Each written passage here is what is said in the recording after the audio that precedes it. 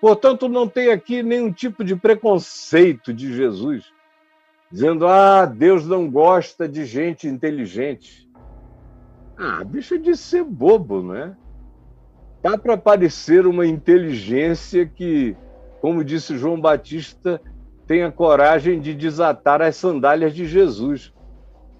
Einstein, quando encontrou Jesus, e foi logo beijando os pés de glória, e disse, bom, eu cheguei, eu encontrei a coisa única, eu encontrei a solução primal, eu encontrei a equação de tudo. Está aqui, nele tudo subsiste. Por quê? Porque no coração dele, ele sempre soube que tinha que se curvar a algo que era maior do que ele e que o pensava muito mais do que ele pensava nele. Foi o caso de Newton, que passava mais tempo orando do que calculando e fazendo cálculos matemáticos ou qualquer outra coisa. A matemática chegou quase como revelação, e a física também. Em qualquer área a qual você se dedique, se dedicar com esse espírito, você vai explodir. Um ator, uma atriz que façam isso nesse espírito, nesse amor, vão encontrar pela primeira vez na vida a maior expansão do ser, quando se deixarem guiar pelo Senhor das artes, pelo Senhor de todas as criações, pelo Senhor de todas as literaturas, pelo Senhor de todas as conclusões, pelo Senhor de todas as soluções. Então não há preconceito contra o rico em favor do pobre, não. Existe uma definição de que o arrogante e o soberbo de coração vão morrer secos. Porque diante de Deus não dá para chegar com soberba, com arrogância, com nenhuma forma de supremacismo de qualquer natureza. De qualquer natureza. Intelectual, teológica, filosófica, social, étnica, política, ideológica, tudo isso chegou assim, não vai ver nada, vai morrer na escuridão. Para ver alguma coisa tem que chegar com o coração quebrantado. Estranhamente, a gente vê melhor de joelhos e com o coração quebrantado, com o coração simples, ensinável. Aí ele se revela, e revela tudo, e vai revelando cada vez mais. E você vai crescendo e vai aprendendo que tudo vem do alto do Pai das luzes. E a maior prova de que não há preconceito, o que há é um mandamento de que sem esse coração humilde a gente não encontra nada que seja de Deus, nada mesmo, que seja verdadeiro, que continue, que siga conosco aqui e na eternidade. A prova disso é o que segue. Olha só o que segue. Como é sem acepção de pessoas. Depois dele dizer, graças te dou, ó Pai, porque ocultaste essas coisas aos sábios e entendidos e as revelaste aos pequeninos, sim, ó Pai, porque assim foi do teu agrado. Tudo me foi entregue por meu Pai, ninguém conhece o Filho senão o Pai, ninguém conhece o Pai senão o Filho. E aquele a quem o Filho o quiser revelar, quem está dizendo isso é Jesus, o Filho. Aí o Filho diz, olha só a graça universal. O Filho diz, vinde a mim, todos vós que estáis cansados, sobrecarregados, e eu vos aliviarei. Tomai sobre vós o meu jugo. Tomai sobre vós o meu jugo. E aprendei de mim. Aprendam comigo, sejam meus discípulos. Aprendam o Evangelho, só o Evangelho. Vocês não precisam de mais nada além do Evangelho. Para que essa dimensão inteira se abra para vocês, a chave que abre isso, está aqui. Aquela minha chave beduína, comprada em Jerusalém há tantos anos, para simbolizar apenas isso. E aprendei de mim. Esse aprender dele que abre todas as coisas. E aprendei de mim, porque eu sou manso e humilde de coração, e achareis descanso para as vossas almas, porque o meu jugo é suave e porque o meu fardo é leve. Então, não há preconceitos. O preconceito, quem tem, é só o preconceituoso, se aproximando de Deus, do próximo, porque o preconceito em relação a Deus é medido em relação ao preconceito quanto ao próximo. Você está pensando que o preconceito em relação a Deus é medido apenas quando um cara diz: eu sou ateu, eu sou agnóstico, mas isso é bobagem. E dizer que é ateu para um cara que não tem fé e que não teve revelação é até saudável.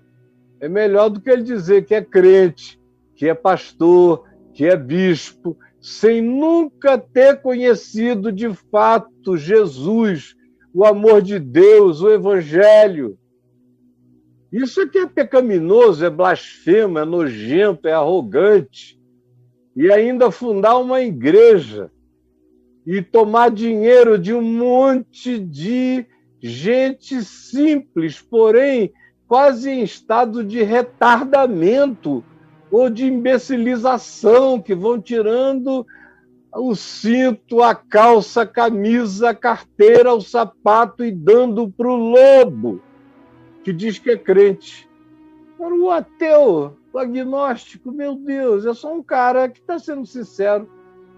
Não teve fé, não teve revelação, prefere ficar na dele, não sabe propor nada, então é só isso que ele tem.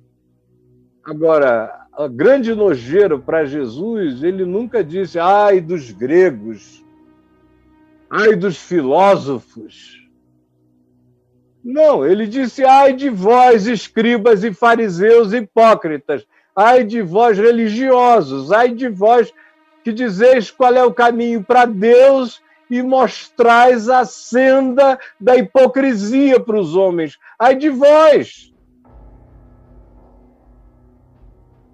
Então, o preconceito é criado justamente por esse, que pensa e trata a Deus como se Deus fosse cego, surdo e mudo, como se Deus não visse, e trata o próximo mal, e fazem distinção entre pessoa e pessoa o tempo todo,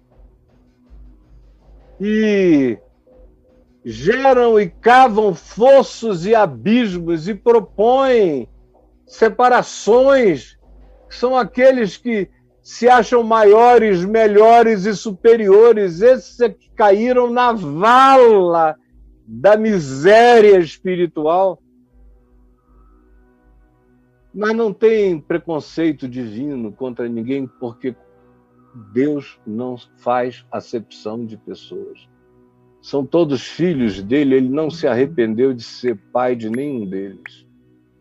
São filhos que ele não quer que nenhum deles se perca, entendeu? Nenhum. Nem o André do Rap, que foi solto pelo ministro para fugir. Nem o André do Rap.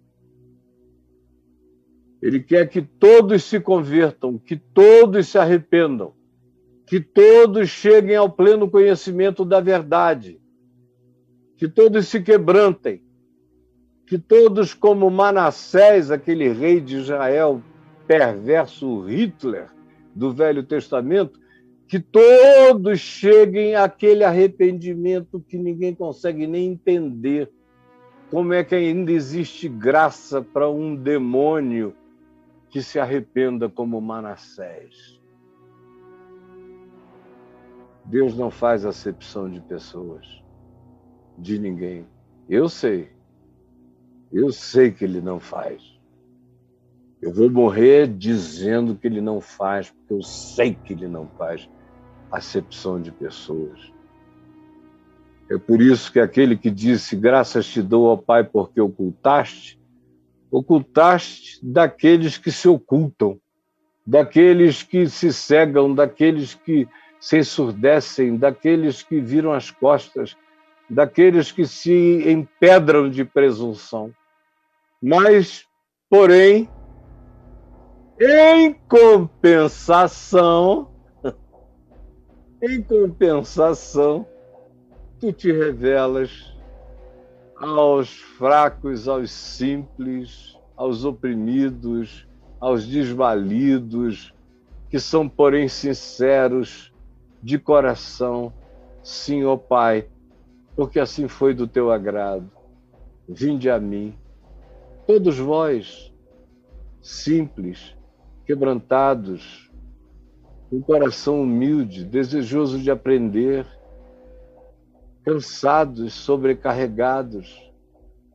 Ele diz, e eu digo em nome dele, porque eu sei que ele está fazendo isso agora, aí onde você está me assistindo, em qualquer tempo, em qualquer hora, em qualquer lugar, em qualquer que seja o lugar desse planeta. Daqui a uns anos, eu vou dizer, em qualquer que seja o seu lugar no espaço. Porque eu ainda serei assistido na Lua pelos lunáticos que lá estejam. Eu ainda vou ser assistido onde vocês não podem nem entender. Eu sei que serei. Eu sei que serei. Essa palavra aqui não tem prazo de validade.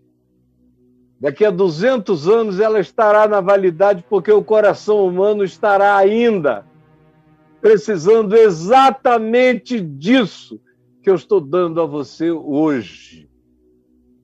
É o que o seu filho vai querer ouvir. É o que o seu neto vai querer entender. É também o que as próximas gerações precisarão compreender.